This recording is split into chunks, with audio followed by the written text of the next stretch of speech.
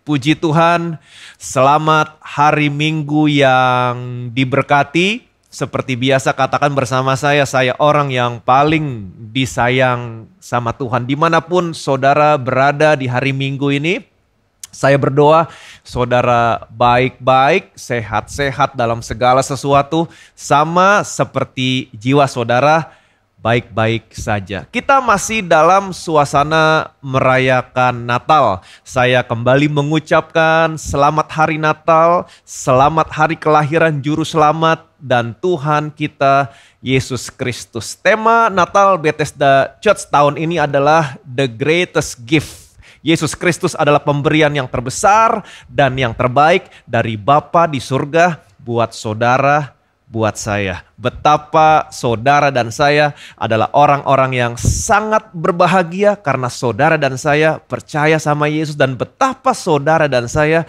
adalah orang-orang yang sangat diberkati karena saudara dan saya memiliki Yesus di dalam hidup saudara dan saya. Waktu Allah memberikan Yesus, sesungguhnya Allah juga memberikan segala sesuatu kepada saudara dan saya bersama-sama dengan Yesus. Alkitab mengatakan, Ia yang tidak menyayangkan anaknya sendiri, tetapi yang menyerahkannya bagi kita semua. Bagaimanakah mungkin Ia tidak mengaruniakan segala sesuatu kepada kita bersama-sama dengan Dia? Amin. Jadi apapun yang saudara butuhkan dalam hidup ini, semuanya sudah dikemas, di wrap up di dalam anaknya Yesus Kristus. Jadi sesungguhnya Yesus adalah the greatest gift yang Bapa berikan kepada saudara dan saya. Diberkatilah saudara dan saya yang percaya dan yang memiliki Yesus di dalam hidup saudara. Yesus akan menyelamatkan saudara dalam seluruh area kehidupan saudara. Yesus akan menyembuhkan penyakit saudara. Yesus akan menyempurnakan dan melestarikan tubuh saudara. Yesus akan mengamankan dan membebaskan saudara dan saya dari bahaya. Yang percaya boleh bilang amin. Yesus adalah penasehat ajaib yang akan memberikan hikmat, pengertian, dan nasihat kepada saudara. Yesus adalah Allah yang perkasa yang akan merealisasikan firman-Nya dalam hidup saudara. Yesus adalah Bapa saudara yang kekal yang akan menggenapi semua janji-janjinya untuk saudara dan saya sebagai anak-anaknya. Yesus adalah Raja Damai yang memberikan damai, sejahtera, ketenangan, kesetenteraman untuk selama-lamanya karena Yesus sudah mendamaikan saudara dan saya dengan Allah. Amin. Kalau saudara betul-betul memahami arti Natal, Allah memberikan anaknya, menamakan anaknya Yesus, kemudian orang menamakan anaknya siapa saja, Immanuel, penasehat ajaib, Allah yang perkasa, Bapa yang kekal, Raja Damai, maka tidak ada lagi alasan untuk saudara hidup dalam ketakutan. Itu sebabnya pesan yang disampaikan malaikat Gabriel kepada gembala-gembala adalah jangan takut. Bilang sama kiri kanan saudara, jangan takut. Hari ini saya kembali mau mengajak saudara untuk melihat apa saja yang Allah berikan kepada saudara dan saya bersama-sama dengan Yesus.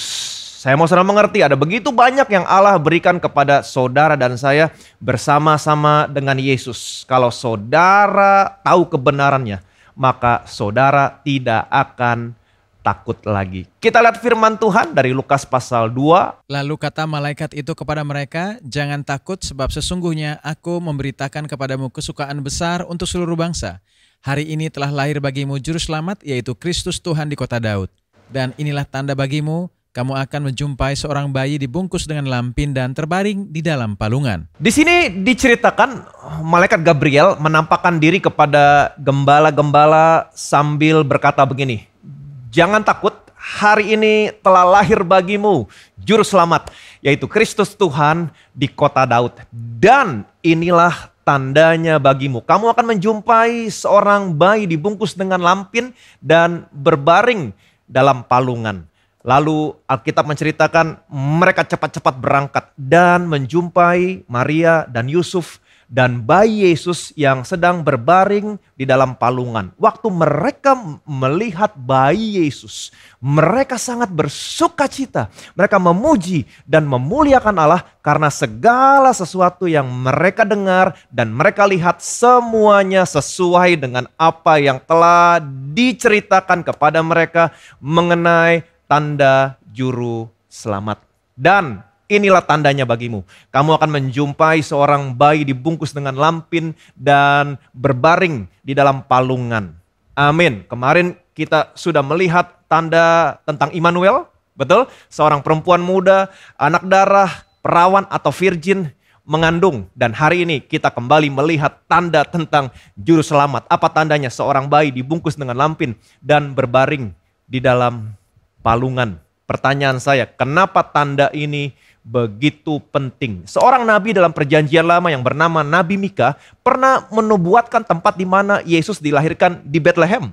Di mana? Yaitu di Menara Kawanan Domba. Yang dalam bahasa Ibrani, kalau saudara masih ingat, disebut dengan Migdal Eder. Nah, menurut tradisi yang terjadi pada waktu itu, Migdal Eder adalah tempat untuk melahirkan, membesarkan anak domba yang akan dipakai sebagai korban penghapus dosa di bait Allah.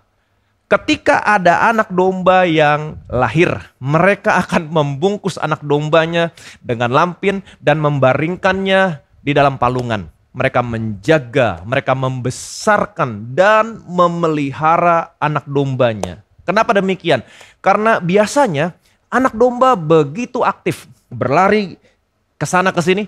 Nah, kalau sampai anak dombanya terluka, maka anak dombanya akan bercacat dan bercelah. Ingat, anak domba yang dipakai sebagai korban penghapus dosa di bait Allah tidak boleh bercacat dan tidak boleh bercelah. Mungkin saudara bertanya, dari mana asal mulanya ide mempersembahkan anak domba sebagai korban penghapus dosa? Saya mau saudara mengerti, ide ini tidak lain dan tidak bukan berasal dari Allah sendiri. Bahkan sudah ada sejak awal dunia. Saudara masih ingat peristiwa yang terjadi di Taman Eden? Waktu Adam dan Hawa jatuh dalam dosa. Adam dan Hawa telanjang saat itu. Kenapa? Karena mereka kehilangan kemuliaan Allah. Nah, untuk menutupi ketelanjangan mereka, Alkitab menceritakan Allah membuatkan untuk mereka pakaian dari kulit binatang. Betul? Kalau Allah membuatkan untuk mereka pakaian dari kulit binatang, artinya ada binatang yang dipotong. Ada binatang yang dikorbankan sehingga ada darah yang tertumpah. Alkitab mengatakan tidak ada penebusan, yaitu pengampunan dosa tanpa penumpahan darah. Jadi dalam hal ini binatangnya mati menggantikan posisinya Adam dan Hawa. Waktu Allah memakaikan Adam dan Hawa dengan pakaian dari kulit binatang, sesungguhnya Adam dan Hawa berdiri di atas dasar ketidakbercacatan dan ketidakbercelaan binatang tersebut.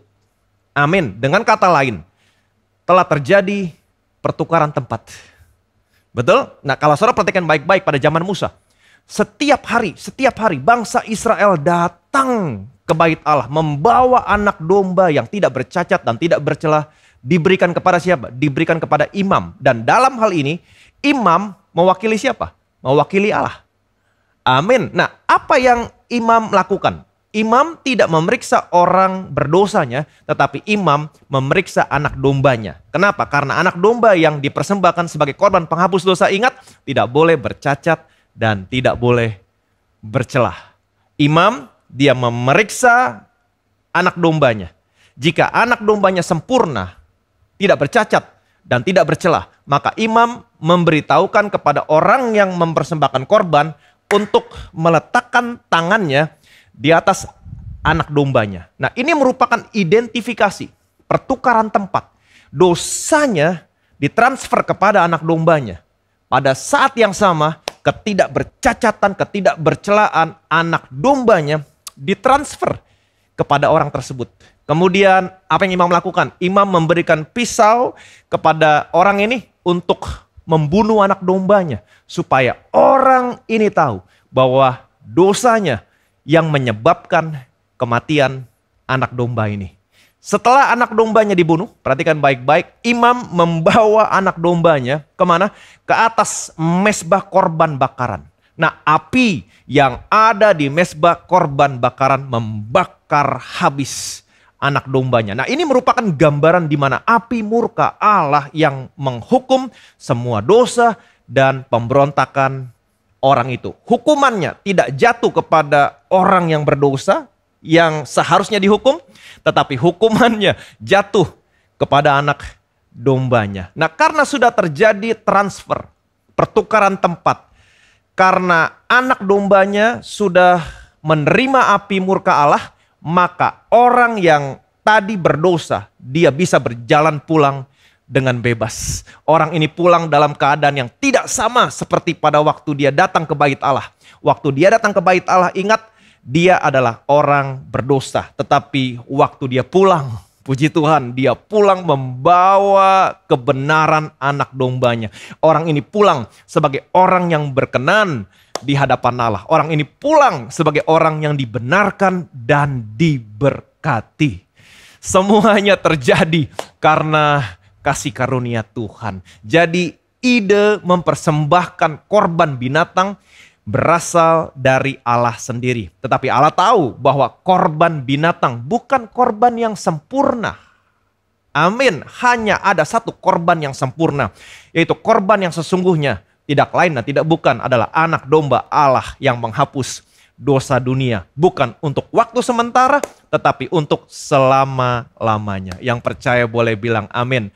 Siapakah dia? Tidak lain dan tidak bukan adalah anaknya. Allah memberikan anaknya. Anaknya datang ke dalam dunia ini, lahir sebagai seorang bayi, dibungkus dengan lampin dan dibaringkan dalam palungan sebagai anak domba Allah yang menghapus dosa dunia. Anaknya lahir di suatu tempat di Bethlehem yang bernama Menara Kawanan Domba, atau dalam bahasa Ibrani tadi disebut Migdal Eder.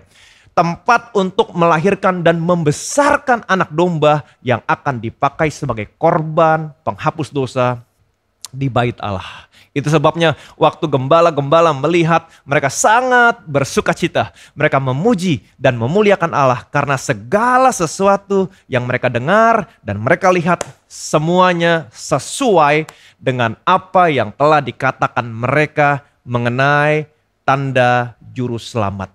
Inilah anak domba Allah yang menghapus dosa dunia sudah datang. Amin. Yohanes Pembaptis, waktu dia melihat Yesus, Yohanes Pembaptis juga berkata, inilah anak domba Allah yang menghapus dosa dunia. Anaknya tidak bercacat dan tidak bercela. 3 rasul dalam Alkitab, yaitu Yohanes, Petrus, Paulus, mereka confirm juga mengatakan begini, dia tidak berdosa, dia tidak mengenal dosa, di dalam dia tidak ada dosa. Sebelum Yesus mati di atas kayu salib untuk menghapus dosa, mereka memeriksa Yesus, anak domba Allah yang sesungguhnya, selama 1 minggu penuh. Orang-orang Farisi memeriksa dan menguji Yesus. Mereka berkata begini, bolehkah kami membayar pajak kepada Kaisar? Nah, saat itu bangsa Israel ada di bawah penjajahan bangsa Romawi. Yesus berkata kepada mereka, bawalah kemari 1 dinar. Gambar dan tulisan siapakah ini? Jawab mereka, gambar dan tulisan Kaisar. Yesus kembali berkata kepada mereka, berikan kepada Kaisar apa yang wajib kamu berikan kepada Kaisar, dan kepada Allah apa yang wajib kamu berikan kepada Allah. Kemudian mereka menangkap dan membawa seorang perempuan yang kedapatan berzinah kepada Yesus. Nah, pada saat itu Yesus sedang mengajar di bait Allah. Mereka hanya membawa perempuannya. Pertanyaan saya, di mana laki-lakinya? Karena perzinahan harus sepasang. Ada laki-laki dan ada perempuan.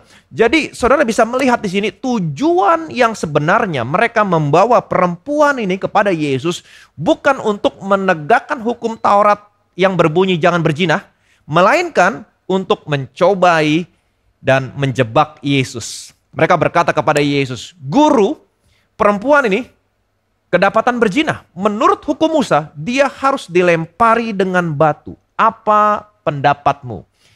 Yesus sama sekali tidak menjawab mereka. Saya sangat suka sekali sama responnya Yesus. Alkitab mengatakan, Yesus hanya menunduk sambil menulis dengan jarinya di tanah. Saya mau saudara mengerti, pada zaman itu pelataran bait Allah bukan tanah, tetapi batu. Jadi waktu Yesus menulis dengan jarinya, Yesus menulis dengan jarinya di atas batu. Apakah hal ini mengingatkan saudara akan sesuatu? Ingat baik-baik, di dalam perjanjian lama Allah menulis 10 hukum Taurat pada 2 buah loh batu dengan menggunakan jarinya. Jadi waktu Yesus menulis dengan jarinya di atas batu pada pelataran bait Allah, saya percaya saat itu Yesus sedang menulis 10 hukum Taurat. Dengan kata lain, Yesus mau berkata kepada mereka, kamu datang kepadaku dengan 10 hukum Taurat, tidak tahukah kamu bahwa aku yang memberikan 10 hukum Taurat? Kemudian Yesus berkata kepada mereka, barang siapa di antara kamu tidak berdosa, hendaklah ia yang pertama melemparkan batu kepada perempuan itu. Yesus menulis dengan jarinya, jangan berzina, jangan membunuh, jangan mencuri. Satu persatu mereka pergi. Amin. Nah, kalau Yesus sampai berkata, jangan lempari, maka mereka akan mempersalahkan Yesus karena Yesus melanggar hukum Musa. Kalau Yesus sampai berkata, lempari, mereka juga pasti akan mengolok-ngolok Yesus. Katanya mengajar tentang kasih, kok dilempari. Tetapi Yesus berkata, barang siapa di antara kamu yang tidak berdosa, hendaklah ia yang pertama melemparkan batu kepada perempuan itu. Pertanyaan saya, apakah Yesus melanggar hukum Musa? Tidak. Jawaban Yesus sangat luar biasa. Satu persatu mereka pergi. Tinggal Yesus dan perempuan ini. Saudara lihat, mereka mau melempari perempuan ini. Tetapi mereka tidak bisa. Yesus bisa saja melempari perempuan ini. Yesus adalah satu-satunya yang tidak berdosa. Tetapi Yesus tidak mau. Amin. Merupakan satu gambaran yang indah. Orang berdosa ada bersama-sama dengan juru selamat. Kemudian Yesus bertanya kepada perempuan ini, hai perempuan, di manakah mereka? Tidak adakah yang menghukum kamu? Kemudian perempuan ini berkata, tidak ada Tuhan. Nah, perhatikan baik-baik, perempuan ini memanggil Yesus Tuhan. Kemudian Yesus berkata kepada perempuan ini dengan penuh kasih, aku pun tidak menghukum kamu.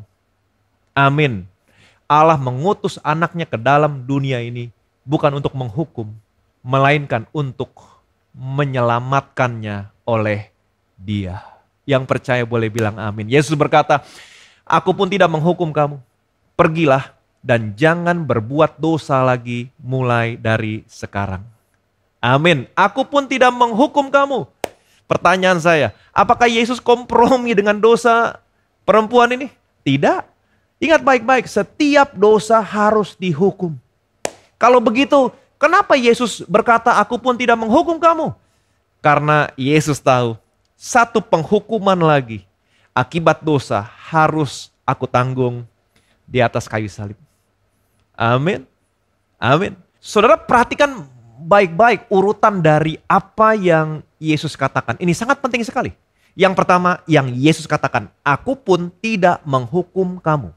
Setelah itu Yesus berkata begini, pergilah dan jangan berbuat dosa lagi. Yesus tahu ketika saudara menerima tidak ada penghukuman, maka selanjutnya saudara akan memiliki kekuatan untuk tidak berbuat dosa lagi. Tetapi sayangnya banyak gereja, banyak orang Kristen yang mengatakan sebaliknya. Pergilah dan jangan berbuat dosa lagi terlebih dahulu, maka Allah tidak akan menghukum kamu lagi. Jangan dibalik. Apa yang Yesus taruh di awal, jangan saudara taruh di belakang. Saudara harus terlebih dahulu menerima tidak lagi ada penghukuman, maka hal ini akan memberikan kekuatan sama saudara untuk tidak berbuat dosa lagi dan hidup dalam kekudusan yang sesungguhnya. Yang percaya boleh bilang amin. Jadi sebelum Yesus digantung di atas kayu salib, sebagai anak domba Allah, korban penghapus dosa yang sesungguhnya, mereka memeriksa Yesus. Dan apa yang mereka dapatkan? Mereka tidak mendapati kesalahan apapun. pada Yesus. Bahkan kalau saudara ingat, Pilatus juga memeriksa Yesus. Pilatus juga berkata, aku tidak mendapatkan kesalahan apapun padanya. Ini merupakan bukti Yesus adalah anak domba Allah yang tidak bercacat dan tidak bercela sebagai korban penghapus dosa saudara dan saya. Amin. Waktu Yesus tergantung di atas kayu salib, ini bukanlah suatu kecelakaan, tetapi ini merupakan rencana Allah yang besar. Allah mengutus anaknya datang ke dalam dunia ini sebagai anak domba Allah, korban penghapus dosa yang sesungguhnya. Natal yang kita rayakan hari ini bukanlah suatu perayaan di mana kita hanya merayakan kelahiran seorang bayi yang dibungkus dengan lampin dan dibaringkan dalam palungan, dan kita hanya berkata, oh bayi ini tidak tahu bahwa suatu hari dia akan dihianati dan mati. No, bukan. Allah tahu segala sesuatunya karena ini merupakan rancangan dan rencana Allah. Waktu Yesus tergantung di atas kayu salib sebagai anak domba Allah, korban penghapus dosa yang sesungguhnya, ini bukanlah suatu kecelakaan. Yesus tergantung di atas kayu salib. Perhatikan baik-baik. Alkitab mencatat dari jam 9 pagi sampai jam 3 petang. Kenapa waktunya dicatat? Kenapa ini begitu penting? Karena banyak orang yang tidak tahu apa yang sesungguhnya terjadi. Ini bukan antara bapa dengan anaknya, tetapi ini antara Allah dengan korban penghapus dosa. Itu sebabnya di atas kayu salib Yesus berteriak, Allahku, Allahku, mengapa engkau meninggalkan aku? Dan kalau saudara perhatikan baik-baik, biasanya Yesus menyebut Bapanya selalu dengan sebutan Bapa. Amin. Yesus berteriak demikian, bukannya Yesus tidak tahu kenapa Allah meninggalkan dia saat itu. Ini merupakan cuplikan dari Mazmur 22. Kalau saudara baca Mazmur 22 dimulai dengan Allahku, Allahku, mengapa engkau meninggalkan aku? Jadi jauh sebelum ada hukuman mati dengan cara disalib, Roh Tuhan datang kepada Daud saat itu. Dan Daud bermazmur tentang penyalipan. Mereka menusuk tangan dan kakiku. Segala tulangku dapat kuhitung. Dan saya sudah mengerti, Daud hidup kurang lebih 1000 tahun sebelum Yesus datang ke dalam dunia ini. Mereka menusuk tangan dan kakiku. Segala tulangku dapat kuhitung, kata Daud. Dan selanjutnya 1000 tahun kemudian, apa yang terjadi? Tentara Romawi mencambuk Yesus sampai dagingnya terlepas dan Yesus bisa melihat tulang-tulangnya. Tulang-tulangnya kelihatan. Nah, kenapa Yesus harus melalui semuanya ini? Alkitab mengatakan supaya oleh bilur-bilurnya penyakit saudara disembuhkan. Amin. Di balik tubuhnya yang hancur, Yesus menyediakan kesembuhan buat saudara dan saya. Yang percaya boleh bilang amin. Sesungguhnya Yesus tidak layak menerima semua yang buruk. Yesus hanya layak menerima semua yang baik. Tetapi Yesus menggantikan posisi saudara dan saya di atas kayu salib. Divine exchange. Sehingga Yesus menerima semua yang buruk yang seharusnya menjadi bagian saudara dan saya. Supaya hari ini saudara dan saya menerima semua yang baik yang seharusnya menjadi bagian Yesus. Amin. Tepat jam 3 petang, Yesus berkata, "It is finished." Apa artinya semuanya sudah selesai? Semua tuntutan kebenaran dan kekudusan Allah sudah dipuaskan. Darah Yesus yang tercurah di atas kayu salib di Bukit Kalvari sudah memuaskan semua tuntutan kebenaran dan kekudusan Allah. Setelah semuanya selesai, setelah itu kalau saudara perhatikan baik-baik, Yesus kembali berkata, Bapa. Nah, kali ini Yesus memanggil Bapanya kembali dengan sebutan Bapa. Amin. Kenapa? Karena semua dosa saudara yang ditanggungkan di tubuhnya Yesus sudah selesai dihukum. Yesus bisa kembali berkata, Bapa, amin, ke dalam tanganmu kuserahkan nyawaku. Jadi waktu Yesus berkata, it is finished, semua dosamu sudah diampuni. Dosamu yang dulu, sekarang, yang akan datang, semuanya sudah diampuni. Nah, kalau Allah berkata semua dosa saudara sudah diampuni, artinya sudah diampuni. Amin. Semua dosa saudara sudah ditanggungkan kepada Yesus, dan kabar baiknya semua kebenaran Yesus sudah ditanggungkan kepada saudara dan saya, sehingga hari ini saudara menjadi orang yang benar di hadapan Allah. Percayalah. Sekali lagi saya ulangi, percayalah. Jangan takut, melainkan bersukacitalah. Amin. Yesus adalah juru selamat saudara dan saya. Yesus sudah menyelamatkan saudara dan saya dari dosa dan menjadikan saudara dan saya orang yang benar di hadapan Allah. Amin. Dan hal yang bisa saudara lakukan untuk memuliakan apa yang sudah Yesus selesaikan di atas kayu salib adalah dengan berkata, saya orang yang dibenarkan Allah karena iman di dalam Yesus Kristus. Yang percaya boleh bilang amin. Katakan bersama saya orang yang dibenarkan karena iman dalam Yesus Kristus. Bilang sama kiri kanan saudara, ingatkan mereka, kamu adalah orang yang dibenarkan Allah karena iman dalam Yesus Kristus. Amin. Kita lihat firman Tuhan, Yesaya pasal 54 ayat 4-17. Janganlah takut sebab engkau tidak akan mendapat malu, dan janganlah merasa malu sebab engkau tidak akan tersipu-sipu. Sebab engkau akan melupakan malu keremajaanmu dan tidak akan mengingat lagi aib kejandaanmu. Sebab yang menjadi suamimu ialah Dia yang menjadikan engkau. Tuhan semesta alam namanya, yang menjadi penebusmu ialah Yang Maha Kudus, Allah Israel. Ia disebut Allah seluruh bumi. Sebab seperti istri yang ditinggalkan dan yang bersusah hati, Tuhan memanggil engkau kembali. Masakan istri dari masa muda akan tetap ditolak? Firman Allahmu, hanya sesaat lamanya aku meninggalkan engkau, tetapi karena kasih sayang yang besar aku mengambil engkau kembali. Dalam murka yang meluap aku telah menyembunyikan wajahku terhadap engkau sesaat lamanya, tetapi dalam kasih setia abadi aku telah mengasihi engkau, firman Tuhan penebusmu. Keadaan ini bagiku seperti pada zaman Nuh, seperti aku telah bersumpah kepadanya bahwa air bah tidak akan meliputi bumi lagi. Demikianlah aku telah bersumpah bahwa aku tidak akan murka terhadap engkau dan tidak akan menghardik engkau lagi. Sebab biarpun gunung-gunung beranjak dan bukit-bukit bergoyang, tetapi kasih setiaku tidak akan beranjak daripadamu dan perjanjian damaiku tidak akan bergoyang. Firman Tuhan yang mengasihani engkau.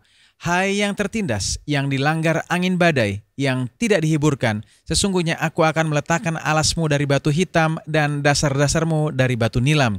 Aku akan membuat kemuncak-kemuncak tembokmu dari batu delima, pintu-pintu gerbangmu dari batu manika merah, dan segenap tembok perbatasanmu dari batu permata.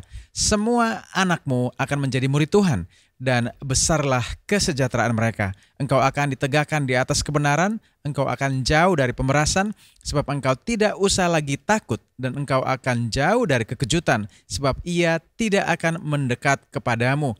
Apabila orang menyerbu, itu bukanlah daripadaku. Siapapun yang menyerbu engkau, ia akan rebah melawan engkau. Sesungguhnya akulah yang menciptakan tukang besi yang menghembus api dan menghasilkan senjata menurut kecakapannya.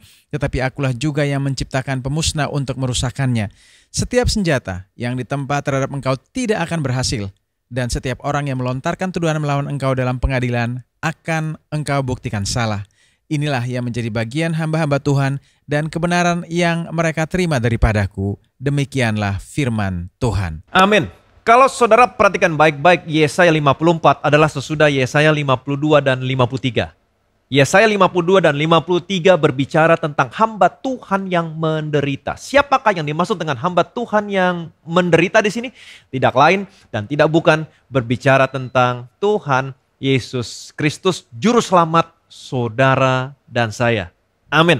Yesaya 52 dan 53 menggambarkan dengan sangat jelas bagaimana keadaan Tuhan Yesus di atas kayu salib ketika Tuhan Yesus menjadi anak domba Allah, korban penghapus dosa saudara dan saya yang sesungguhnya.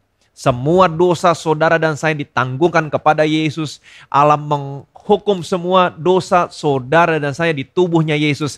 Dan kabar baiknya, semua kebenarannya Yesus ditanggungkan kepada saudara dan saya. Sehingga hari ini saudara dan saya menjadi orang yang benar di hadapan Allah. Nah, Yesaya 54 berbicara tentang semua berkat atau bagian yang akan diterima oleh orang-orang yang dibenarkan Allah. Tadi dikatakan inilah yang menjadi bagian hamba-hamba Tuhan dan kebenaran yang mereka terima daripadaku. Demikianlah firman Tuhan. Apa saja bagian saudara, bagian saya sebagai orang-orang yang menerima kebenarannya Yesus? Kita lihat Yesaya pasal 54 ayat 4 sampai dengan 10. Janganlah takut sebab engkau tidak akan mendapat malu, dan janganlah merasa malu sebab engkau tidak akan tersipu-sipu. Sebab engkau akan melupakan malu keremajaanmu dan tidak akan mengingat lagi aib kejandaanmu.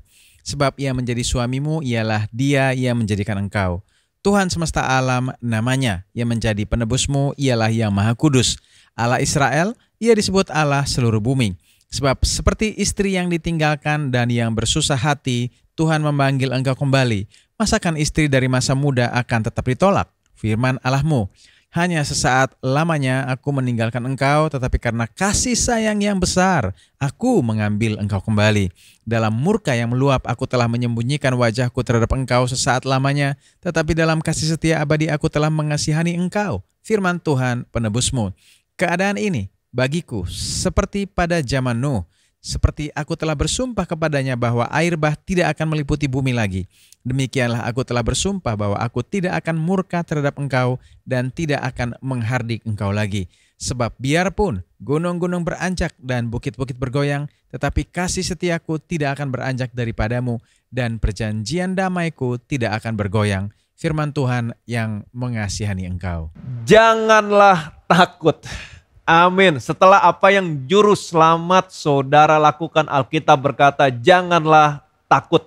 Itu sebabnya juga malaikat Gabriel berkata, jangan takut, hari ini telah lahir bagimu juru selamat. Amin. Karena apa yang sudah juru selamat dan penebus saudara lakukan, Allah bersumpah. Saudara bisa bayangkan, Allah sampai bersumpah, aku tidak akan murka terhadap engkau dan tidak akan menghardik engkau lagi. Biar gunung beranjak, biar bukit-bukit bergoyang, tetapi kasih setiaku, kata Tuhan, tidak akan beranjak daripadamu dan perjanjian damaiku tidak akan bergoyang. Firman Tuhan yang mengasihani engkau. Jangan takut. Bilang sama kiri kanan saudara, jangan takut. Karena apa yang sudah Yesus lakukan, sekarang Allah selalu ada di pihak saudara dan saya selama-lamanya. Amin. Saudara hidup dalam damai sejahtera dengan Allah. Alkitab berkata, sebab itu kita yang dibenarkan karena iman, kita hidup dalam damai sejahtera dengan Allah oleh karena Tuhan kita Yesus Kristus. Jadi deklarasikan setiap hari, saya orang yang dibenarkan Allah karena iman dalam Yesus Kristus, maka damai sejahtera, ketenangan dan ketentraman mengalir dalam hidup saudara selama-lamanya. Yang percaya boleh bilang amin. Amin. Ayat 11 sampai 14. Perhatikan baik-baik. Hai yang tertindas, yang dilanggar angin badai, yang tidak dihiburkan. Sesungguhnya aku akan meletakkan alasmu dari batu hitam dan dasar-dasarmu dari batu nilam. Aku akan membuat kemuncak-kemuncak tembokmu dari batu delima, pintu-pintu gerbangmu dari batu manika merah, dan segenap tembok perbatasanmu dari batu permata. Semua anakmu akan menjadi murid Tuhan, dan besarlah kesejahteraan mereka. Engkau akan ditegakkan di atas kebenaran, engkau akan jauh dari pemerasan, sebab engkau tidak usah lagi takut, dan engkau akan jauh dari kekejutan, sebab ia tidak akan mendekat kepadamu. Jadi saudara bisa mengatakan setiap hari, saya orang yang dibenarkan Allah karena iman dalam Yesus Kristus. Apa yang terjadi sama saudara? Maka Alkitab mengatakan semua anak saudara akan menjadi murid Tuhan. Besarlah kesejahteraan mereka. Itu sebabnya Alkitab berkata anak cucu orang benar tidak meminta roti. Anak cucu saudara akan diberkati, sukses. Yang percaya boleh bilang amin. Jadi katakan setiap hari, saya orang yang dibenarkan Allah karena iman dalam Kristus Yesus. Maka Alkitab berkata saudara akan ditegakkan di atas kebenaran. Saudara akan menjadi orang-orang yang tidak tergoncangkan. 1.000 orang rebah di sisimu, 10.000 boleh rebah di sebelah kananmu. Semuanya tidak akan pernah menimpa saudara. Saudara akan dijauhkan dari pemerasan dan dijauhkan dari kekejutan. Kabar baik? Amin. Yang percaya boleh bilang amin. ayat 15-17. Apabila orang menyerbu, itu bukanlah daripadaku. Siapapun yang menyerbu engkau, ia akan rebah melawan engkau. Sesungguhnya, akulah yang menciptakan tukang besi yang menghembus api dan menghasilkan senjata menurut kecakapannya.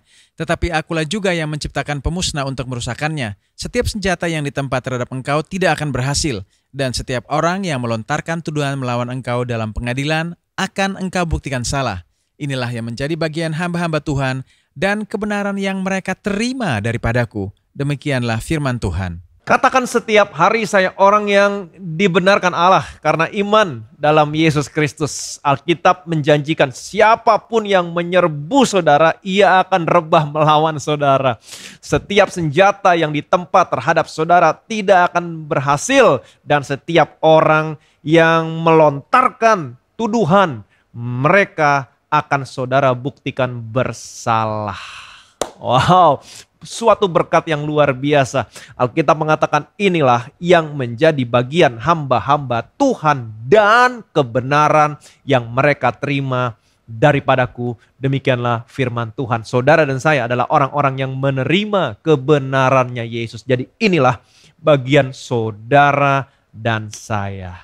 Jadi jangan takut. Bilang sama kiri kanan saudara, jangan takut. Ibrani pasal 2 ayat 14-16. Perhatikan baik-baik. Karena anak-anak itu adalah anak-anak dari darah dan daging, maka ia juga menjadi sama dengan mereka dan mendapat bagian dalam keadaan mereka. Supaya oleh kematiannya ia memusnahkan dia, yaitu iblis yang berkuasa atas maut. Dan supaya dengan jalan demikian ia membebaskan mereka yang seumur hidupnya berada dalam perhambaan oleh karena takutnya kepada maut. Sebab sesungguhnya bukan malaikat-malaikat yang ia kasihani, tetapi keturunan Abraham yang ia kasihani. Alkitab mengatakan karena anak-anak itu adalah anak-anak dari darah dan daging, maka ia juga menjadi sama dengan mereka dan mendapat bagian dalam keadaan mereka. Itu sebabnya Yesus datang ke dalam dunia ini menjadi manusia, mendapat bagian yang sama, dilahirkan sebagai seorang bayi. Supaya apa? Supaya Yesus bisa memiliki tubuh jasmani. Kenapa? Supaya Yesus bisa mati. Nah, kalau Yesus datang ke dalam dunia ini sebagai Allah, maka Yesus tidak bisa mati. Kenapa? Karena Allah sifatnya kekal. Tetapi Yesus datang ke dalam dunia ini menjadi manusia, memiliki tubuh jasmani supaya Yesus bisa mati. Kenapa Yesus harus mati? Supaya oleh kematiannya, Alkitab mengatakan, ia memusnahkan dia. Siapa dia? Iblis yang berkuasa atas maut. Nah, kalau saudara tidak tahu apa yang terjadi di atas kayu salib, kematian Yesus memusnahkan iblis yang berkuasa atas maut, maka saudara akan tetap takut kepada maut atau kematian. Tapi puji Tuhan, sekarang saudara sudah mendengar dan saudara tahu, saya berharap saudara tidak akan pernah merendahkan apa yang sudah Yesus lakukan di atas kayu salib. Mati menggantikan posisi saudara dan saya dengan tetap takut kepada maut atau kematian. Kalau saudara masih takut kepada maut atau kematian, sama saja saudara merendahkan apa yang sudah Yesus selesaikan buat saudara dan saya di atas kayu salib. Saya berharap saudara sebagai orang-orang percaya seharusnya saudara tidak perlu lagi takut kepada maut atau kematian. Ingat waktu Yesus mati di atas kayu salib, Yesus mati sebagai saudara dan saya. Kematian Yesus adalah kematian setiap orang percaya. Amin. Pada hari yang ketiga, Yesus bangkit dari kematian. Dan ingat, kebangkitan Yesus adalah kebangkitan saudara dan saya. Pada waktu Yesus bangkit dari kematian, kematian sudah dikalahkan oleh Yesus secara jasmani. Jadi kebangkitan Yesus adalah kebangkitan semua orang percaya. Hidup saudara dan saya sebagai orang percaya dimulai dari kebangkitan. Jadi sekarang maut atau kematian ada di mana? Ada di belakang setiap orang percaya. Itu sebabnya posisi saudara sekarang sebagai orang percaya bukan sedang menghadapi kematian. Kenapa? Karena kematian ada di belakang saudara. Posisi saudara dan saya sekarang sedang menantikan kedatangan Tuhan Yesus yang kedua kali untuk mengubahkan tubuh saudara yang hina ini menjadi tubuh yang mulia. Kematian buat orang percaya sama seperti halnya saudara tertidur. Saudara tertidur, kemudian saudara bangun dengan tubuh yang lebih baik. Tidak ada penyakit, tidak ada penderitaan, hidup kekal selama-lamanya. Amin. Alkitab berkata, karena begitu besar kasih Allah akan dunia ini sehingga ia telah mengaruniakan anaknya yang tunggal. Supaya setiap orang yang percaya kepada anaknya tidak binasa. Amin. Tidak mengalami maut, tidak mengalami kematian, melainkan beroleh hidup yang kekal. Jadi saya mohon maaf kepada setiap saudara yang ada di dalam Yesus. Saudara dan saya yang percaya sama Yesus, saudara tidak lagi memiliki kesempatan untuk merasakan apa yang namanya kematian atau maut. Amin. 1 Korintus pasal 15 ayat 26. Musuh yang terakhir yang dibinasakan ialah maut. Nah, saya mau saudara mengerti, waktu Allah menciptakan manusia, Allah tidak pernah merancangkan manusia untuk mati. Yang percaya boleh bilang amin. Allah begitu benci kepada maut atau kematian. Dan Allah menyebut maut atau kematian sebagai musuh yang terakhir. Dan saya mau saudara mengerti, musuh yang terakhir biasanya adalah musuh yang terbesar. Amin. Jadi jangan takut. Musuh yang terbesar sudah dikalahkan. Kalau musuh yang terbesar sudah dikalahkan, artinya musuh-musuh yang lain juga pasti dikalahkan. Amin. Inilah Natal yang saudara dan saya rayakan. Kedatangan seorang juru selamat, anak domba Allah, korban penghapus dosa yang sesungguhnya yang datang ke dalam dunia ini, mati menggantikan posisi saudara dan saya, memberikan kebenarannya kepada saudara dan saya. Sehingga saudara dan saya hari ini menjadi orang-orang yang dibenarkan di hadapan Allah karena iman dalam Yesus Kristus, serta dilayakkan untuk menerima berkat orang-orang benar. Amin. Jadi ingat baik-baik, katakan setiap hari, saya orang yang dibenarkan karena iman di hadapan Allah dalam Kristus Yesus, maka semua berkat orang benar akan menjadi bagian saudara, menjadi bagian saya. Inilah berita Natal, berita kesukaan buat saudara dan saya. Jangan takut, Allah tidak murka lagi sama saudara, Allah tidak menghukum saudara lagi. Amin. Allah ada di pihak saudara dan saya selama-lamanya. Semua anak-anak saudara akan menjadi murid Tuhan. Amin. Besarlah kesejahteraan mereka. Saudara akan ditegakkan di atas kebenaran. Saudara jauh dari pemerasan, jauh dari kekejutan. Siapapun yang menyerbu saudara, mereka akan rebah melawan saudara. Setiap senjata yang ditempa kepada saudara, janji firman Tuhan, mereka tidak akan ada satupun yang berhasil. Setiap orang yang melontarkan tuduhan melawan saudara dalam pengadilan, akan saudara buktikan salah. Inilah bagian saudara, inilah bagian saya sebagai orang-orang yang menerima kebenaran dari Yesus. Jadi jangan takut, juru selamat saudara sekarang ada di dalam saudara. Yesus akan menyelamatkan saudara dalam seluruh area kehidupan saudara. Dia akan berjalan di depan saudara. Dia akan berperang buat saudara. Kalau musuh yang terbesar sudah dikalahkan, maut atau kematian, maka musuh-musuh yang lain pasti dikalahkan. Saudara akan melihat kemenangan demi kemenangan dalam seluruh area kehidupan saudara. Setiap saat, setiap hari, deklarasikan dirimu, saya adalah orang yang dibenarkan Allah karena iman dalam Kristus Yesus. Maka segala sesuatu yang Allah berikan kepada saudara bersama-sama dengan anaknya, berkat yang seharusnya menjadi bagian anaknya, berkat orang benar, akan saudara terima dalam seluruh area kehidupan saudara. Selamat hari Natal, Tuhan Yesus memberkati. Amin.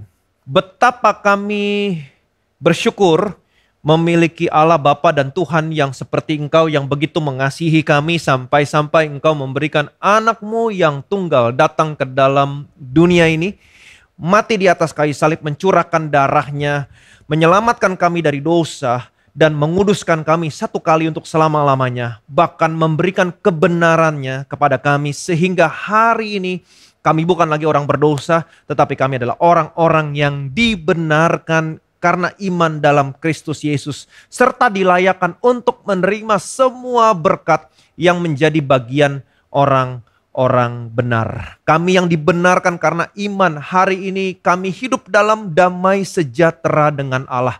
Bahkan Engkau sudah bersumpah, Engkau tidak murka lagi sama kami. Engkau tidak akan pernah menghardik kami lagi. Biar gunung beranjak, bukit bergoyang, kasih setiamu tidak pernah beranjak daripada kami. Perjanjian damai-Mu tidak pernah bergoyang. Firman-Mu yang begitu mengasihi kami. Kami bersyukur Tuhan, janji-Mu kepada kami bahwa anak-anak kami akan menjadi murid Tuhan. Besarlah kesejahteraan anak-anak kami. Itu sebabnya firman-Mu juga mengatakan anak cucu kami, orang yang dibenarkan, anak cucu kami akan sukses, akan berhasil. Mereka tidak pernah meminta-minta roti. Betapa kami bersyukur, kami yang dibenarkan karena iman Tuhan. Hari ini Tuhan, kami percaya bahwa kami akan ditegakkan di atas kebenaran.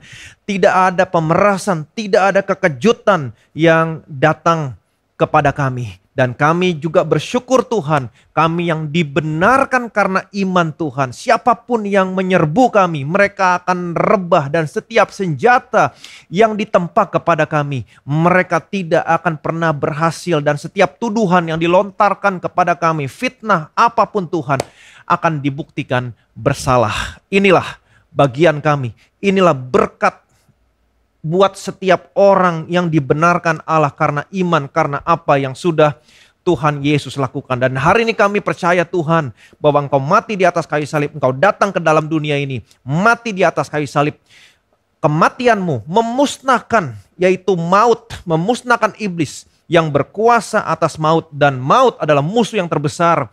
Dan hari ini kami memiliki kabar baik, kalau musuh yang terbesar sudah dikalahkan, artinya musuh-musuh yang lain juga pasti dikalahkan.